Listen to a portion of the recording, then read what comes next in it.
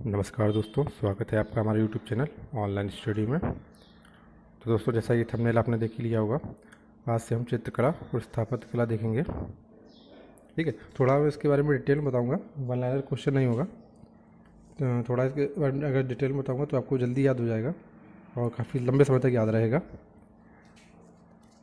ठीक है। अच्छा दोस्तों, अगर आपको PDF वगैरह चाहिए तो आप हमारे टेलीग्राम चैनल को ज्वाइन कर सकते हैं। इसका लिंक डिस्क्रिप्शन में दिया हुआ है। तो चलिए बिना आपका समय बर्बाद किए हुए शुरू करते हैं।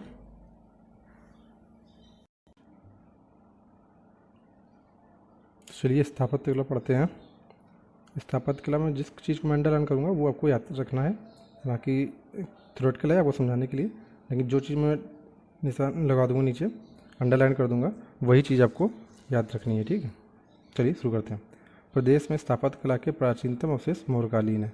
मतलब स्थापत्य कला के सबसे प्राचीन अवशेष कौन है? मौर्यकालीन, जिनका निर्माण चुनार के बलुआ पत्थरों से हुआ था। यानी कि जो मौर्यकालीन में जितना भी स्थापत्य कला का काम हुआ था वो चुनार के बलुआ पत्थरों से हुआ था। इस काल में मुख्य अवशेष क्या थे? स्तंभ और स्तूप। यहाँ पे जो स्तंभ और स्तूप हैं वही अवशेष मिले हैं स्थापत्य कला के लिए। ठीक है, चलिए अब जो इम्पोर्टेंट है वो देखिए। जिनमें सारनाथ का सिंह स्तंभ मौर्यकालीन कला का सर्वश्रेष्ठ नमूना है।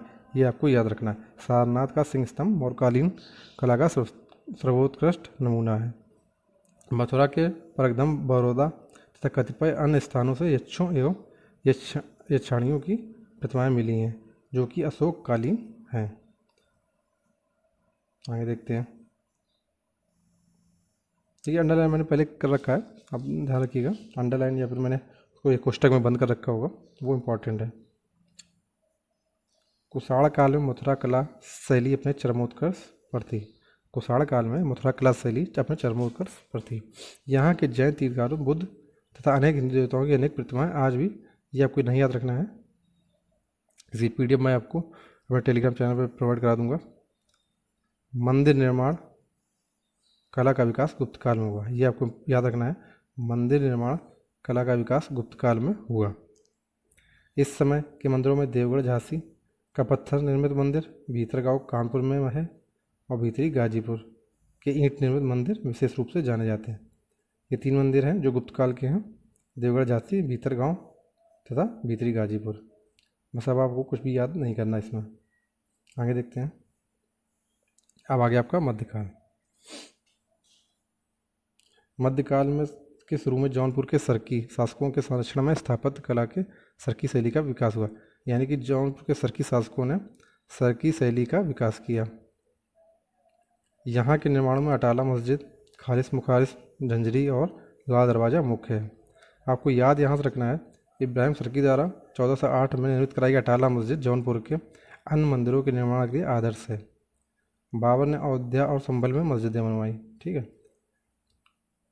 इब्राहिम सरकी द्वारा अटाला मस्जिद जौनपुर में किया, बाबर ने अयोध्या और संभल में मस्जिदें बनवाई। अच्छा, ये जौनपुर है, ये किसने बसाया था?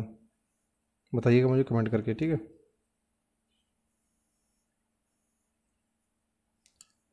अकबर और शाहजहाँ के समय प्रदेश में स्थापत्य कला का अद्वितीय विकास हुआ।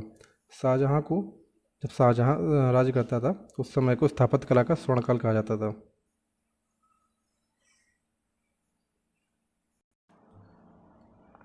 अच्छा, अकबर जो भी स्थापत्य कला का काम करवाता था उसमें लाल बलुआ पत्थरों का यूज करता था, और जो शाहजहाँ था वो क्या करता था? संगमरमर का यूज करता था।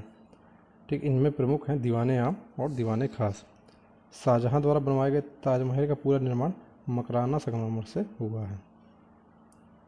आगे देखते हैं। आधुनिक काल में प्रदेश में अवध के नवाबों एवं मौर्यों द्वारा अनेक निर्माण कराए गए। अवध के नवाबों ने फैजाबाद तथा लखनऊ में अनेक निर्माण कराए। लखनऊ प्रमुख इमारतें इस प्रकार हैं, ये आपको याद रखना। ये आधुनिक काल के नमूने हैं। आसुबुद्दौला का इमामबाड़ा, केसरबाग स्थित मकबरा, लाल बरादरी रेजिडेंसी, रूमी दरवाज़ा, शाहनजफ, हुसैनाबाद का इमामबाड़ा, छत्र मंजिल, मोती महल, केसरबाग में स्थित महल, दिलकुशा उद्यान तथा सिकंदराबाद।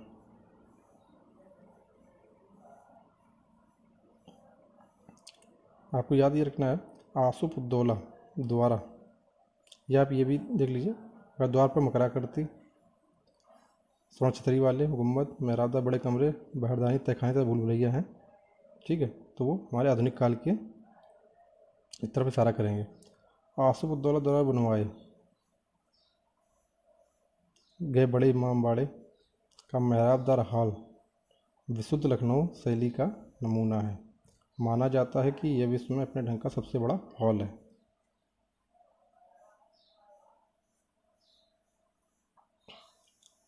अब चित्रकला और मूर्तिकला देखते हैं।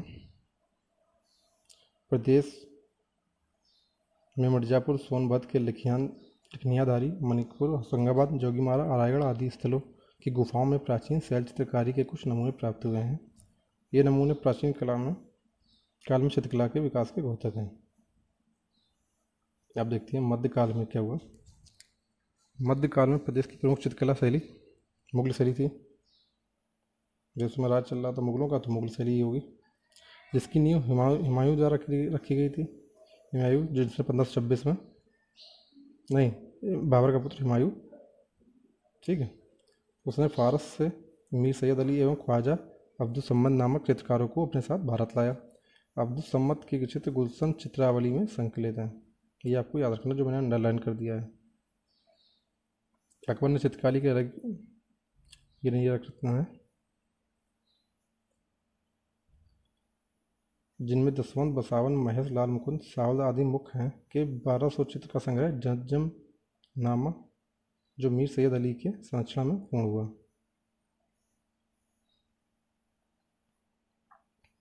जहांगीर के समय मुगल चित्रकला अपने चरमोत्कर्ष या मुगल चित्रकला का स्वर्ण युग कहा जाता है पर था।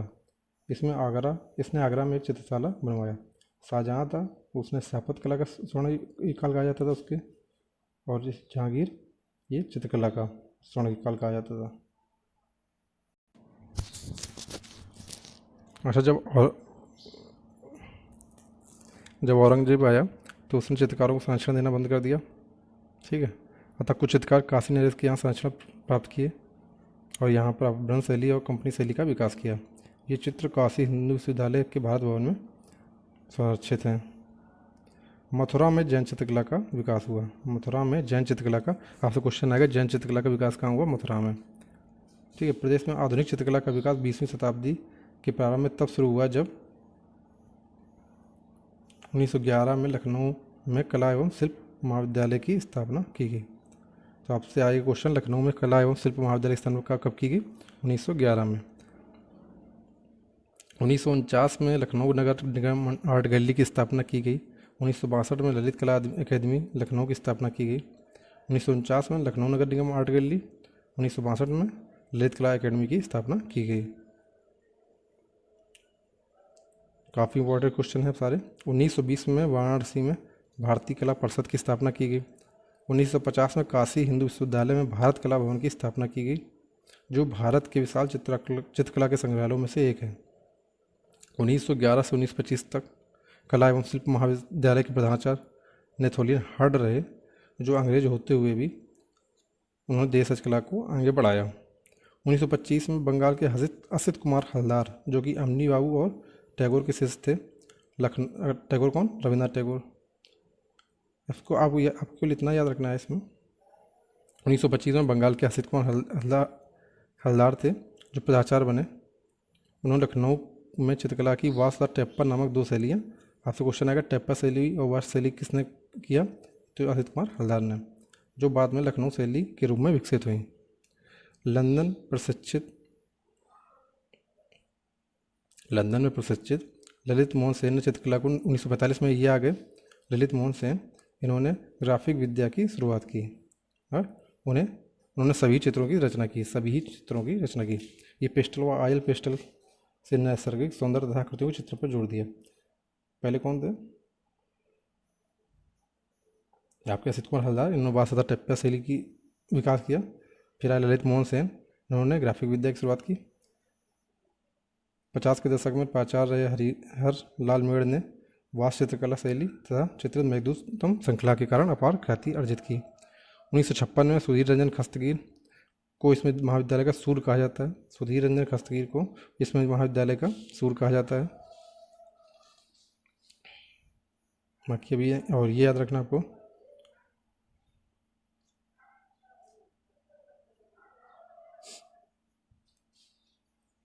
चमन सिंह चमन ने चित्रकला या मूर्तिकला 50 से अधिक पुस्तकें लिखकर सर्वाधिक अंतर्राष्ट्रीय चित्र प्रदर्शनियाँ आयोजित करके ख्याति प्राप्त की। चमन सिंह चमन ने 50 से अधिक पुस्तकें लिखकर। जगन्नाथ मुरलीधर आदिवासी को राज्य के विधानसभाओं में भित्ति चित्र चित्रित करने का गौरव प्राप्त हुआ। ये सब यहीं याद रखना है। यहाँ से आ जाइए। रणवीर सक्सेना के कई चित्रों में प्रतीक्षा, बुद्ध का गृह त्याग, झूला आदि उल्लेखनीय है। किरण दर लखनऊ कला स्कूल के वरिष्ठ कलाकारों में से थे जिन्होंने चित्र पद्धति पर चीनी जापानी विवाद झलकता था। किरण दर भवानी चरण ग्यू का सुप्रसिद्ध चित्र रामलीला है, ये याद रखना इम्पोर्टेंट है। अच्छा, रामचंद्र शुक्ल के चित्र याद रखने हैं। पाश्चाताप, आकांक्षा, प्रतिशोध, दुस्वप्न, दया, औरत की आंखें, मौत की आंखें सॉरी, रोगी का स्वप्न, शेष अग्नि, सृष्टि और धनुष, पराजय की पीड़ा आदि। आपको एक ये याद रखना है, राज कपूर तेरा प्रयागराज में रहते हैं। इन्होंने तेंदुलकर की 1500 फीट लंबी चित्र श्रृंखला बनाई। विश्वनाथ मेहता के प्रसिद्ध चित्र हैं प्यासा, सुहाग, बिंदी और सृष्टि। सत्यम शिवम सुंदरम शिवनंदन नौटियाल के प्रसिद्ध चित्र हैं।